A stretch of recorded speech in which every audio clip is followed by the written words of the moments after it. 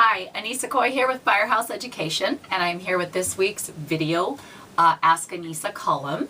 And this week what we're going to talk about is adjusters and how to work with them. The question that was actually asked of me was, what would be the most important piece of advice that I could give to a restoration company in regards to working with adjusters? So my answer to that is to be out to make sure and do the best that you can to be sure that you and the adjuster are on the same page when it comes to handling any claim that you're on.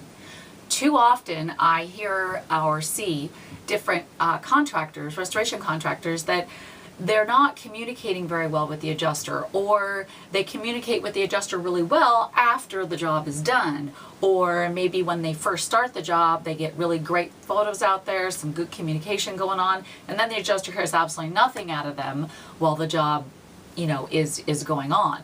So what will happen in this instance is adjusters do not want to get surprises. Okay, and so if things are occurring during a content cleaning job that you feel is very different than what something the adjuster had expected, then you should have conversation.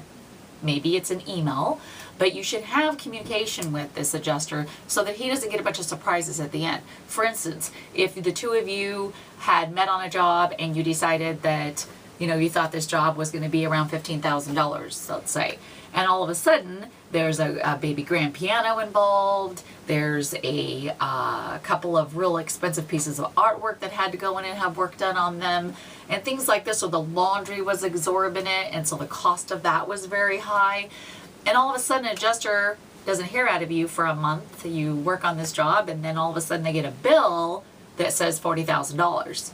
And that's not going to make them very happy for a lot of reasons, and it's going to make them feel very, definitely very out of the loop, okay? So you want to be sure that communication throughout the job is good. And one of the best ways that you can be sure that you and the adjuster are on the same page is by meeting with them and do a walkthrough of the job. Now I know that isn't always possible, but oftentimes it is. So when you meet with the adjuster, you can then walk through a job. There's questions the adjuster may have, or you can talk about plan of action on certain areas of the contents, and it just really helps the adjuster to be able to really understand where you're coming from and for you to understand where the adjuster's coming from. The other thing that does with meeting with the adjuster is gives you an amazing opportunity to create a relationship with that adjuster, and it gives you an amazing opportunity to market to them by showing your expertise on the job.